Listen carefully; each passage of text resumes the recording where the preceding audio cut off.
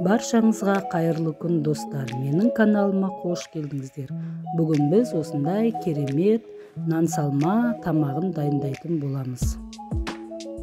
Мінекей өздеріңіз көріп тұрғандай өте керемет тамақ. Бұл тамақты дайындау үшін алдыменен қамырын илеп аламыз.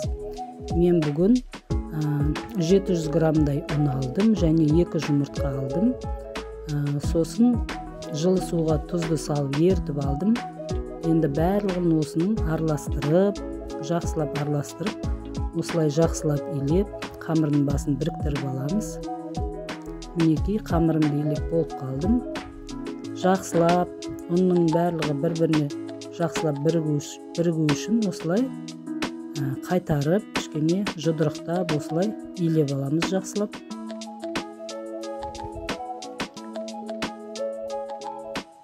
Илеп болғаннан кейін осылай дөңгелектеп біраз тындырып қойып қоямыз. Сосын 10-15 минуттан кейін қайтадан аламыз. Тынған қамырымызды қайтадан осылай жақсылап жұдырықтап, жақсылап илеп шығамыз. Мен 10-15 минутта қамырымыз жұмсарып, басқаша бір әдемі кейіпке келген. Түрінен де көрініп тұр. Осылай жақсылап илеп алып тындырып аламыз. Домалақтап, үлкен бір зуала шықты. Салафанға салып, тағда біраз уақытқа қойып қоямыз. Бір 10-15 минуттан кейін қайтадан алып, 2 зуалаға бөлдім қамырымды, өйткені зуалам бір үлкен зуала болып кетті. 2 кішірек зуала қылсам, жайғанда да маған жеңілдеу болады.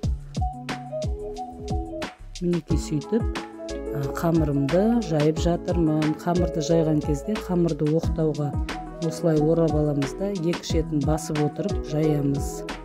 Екі шетін басқан кезде қатты баспаймыз, жайырақ басамыз. Жайырақ басып, өстіп, айландырып отырып, дөңгелетіп, осылай жайып шығамыз. Сонда қамырың бір жері қалың, бір жері жұқа болмайды, бір тегіс болып шығады. Осылай жайсақ, әрі формасы да әдемі дөңгелек болып шығады. Менің жайып отқан қамырым сияқты.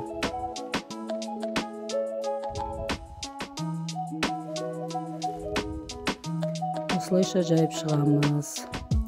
Негізі бұл нан салма, бұл қазақ халқының ұлттық тағамы деп айтсақ та болады. Әсіресе ауылды жерде осы нан салма тағамын жасайтын отбасылар өте көп. Үйінде қариясы бар, ер кісілері көп, семьялардың көбісі осы нан салма тамағын көп жасайды. Қамырымды жайып болып қалдым. Қамырымды мінекей кесіп, 2-ге кестім. Енді аса қалың емес, аса жұқа емес, орташа етіп осылайша қамырымды кесіп шығамын. Қамырымды кесіп болғаннан кейін осылай жаймалап, осылайша барлығын міне кесіп дайындап қойдым. Біраз кептіріп қоямыз. Нанның салмасы, тамақтың салмасы дайын болғанша кептіріп қоямын қамырын. Мінекей нан салманың салмасына мен жылқы етін алдым.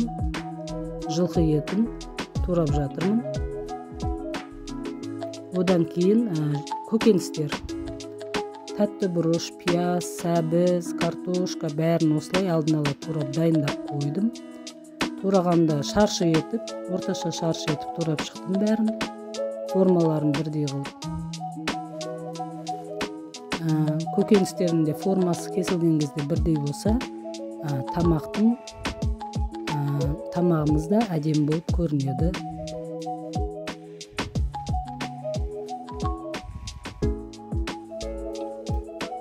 Одан кейін помидорымызды тураймыз. Помидорымызды жұқа, майда етіп тураймыз. Негізі нан салмаға қыстың күні енді помидор табылмайды, томат саламыз, ал жаздың күні осылай помидорын көбірек салсаңыз, тамағыңыз дәмді болады. Қызып тұрған отқа қазанымды қойып, майымды құйып жатырмын. Майын құйып аламыз, майын көбіректеу құямыз. Тамағымыз дәмдірек болу үшін. Сосын пиязымызды саламыз.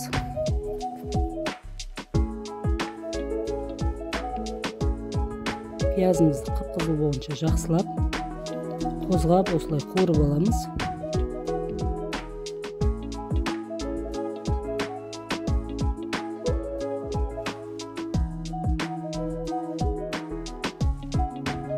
Сосын етімізді саламыз. Етімізді жуып, тазалап саламыз. Алғаш етіміз қуырғанда жоғары отта қуырамыз. Одан кейін отын пәсейтіп, пәс отта, төмен отта етімізді жайлап қуырамыз. Бір жарты сағаттай қуырып алдым етімді. Одан кейін мінекей сәбізін, тәтті бұрышын, қызанағын салып, тағы да қуырдым 5-10 минут. Етін бөлек ұзағырақ қуырып алған жақсы. Еті жұмсақ, әдемі болып піседі. Енді үстіне картошкасын салып жатырмын. Картошкасын да жақсылап, осылай қозғап, біраз қуырамыз.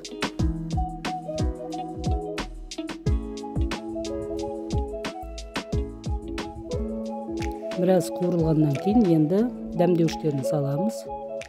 Бір ас қасықтан көбірек тұз салдым. Енді көресіз, тамағыңыздың, жасап жатқан салмағыңыздың мөлшеріне қарай саласыз ғой. Одан кейін паприка салдым жарты ас қасықтай. Тамағымыз дәмді әрі түсі әдемі болсын деп. Одан кейін кішкене қасықтың ұшыменен қарабош салдым. Сөйтіп осы дәмдеуіштерін бәрін жақсылап қозғап, тағы да біраз пісіріп алдық. Мінекей біздің тамағымыз да дайын болып қалды.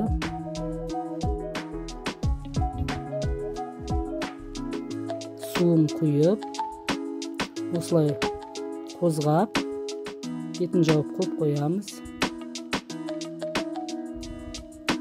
Мінекей тамағымыз да дайын болып қалды. Картошкасын алып жеп көреміз. Піскен, піспеген. Картошкасы пісіпті, дайын болып қалды. Тамағымыз, салмамыз піскеннен кейін бетін жауып, бір шетке қойып қоямыз. Алдын ала тағы бір кастрюльге бөлек су қайнатып жатырмыз.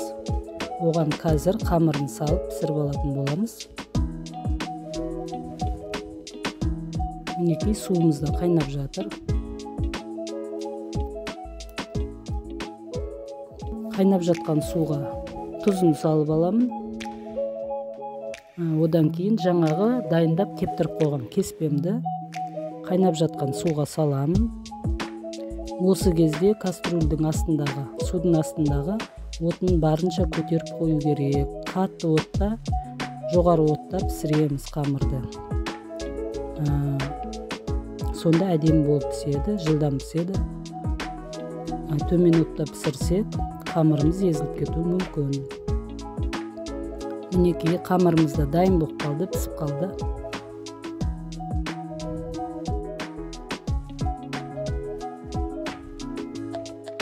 Енді осы дайын болған қамырымыздың үстіне суық су құямыз.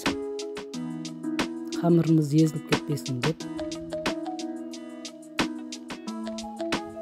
Енді нәншәулімен қамырымызды сүзіп аламыз.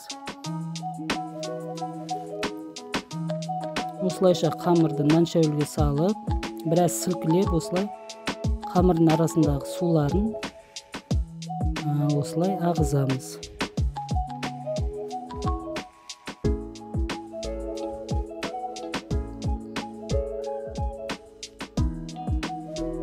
Осылайша қамырымыздың бәрін сүзіп аламыз.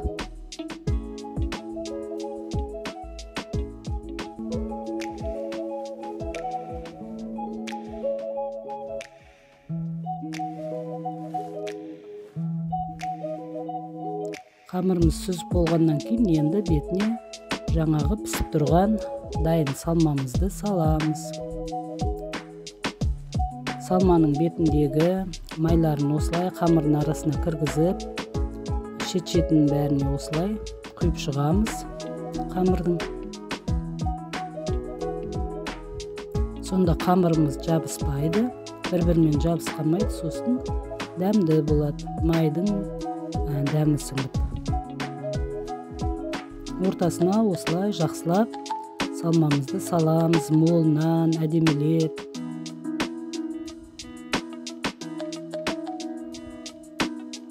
Неғұрлым ортасына салмасын көп салсаң, Тамағың соғұрлым әдемі көрінеді, әрі өте дәмді болады.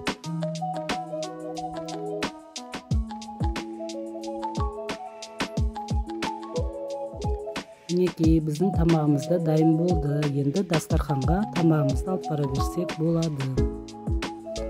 Егер де сіздерге менің жасаған осы тамағым ұнаса, лайк басып тіркелей кетіңіздер. Егер де сіздерге менің жасаған осы тамағым ұнаса, сіздер де үйлеріңізде жасап көріңіздер. Үйіңіздегі отбасындағы адамдарға ұнайтыны сөзсіз. Сау болыңыздар.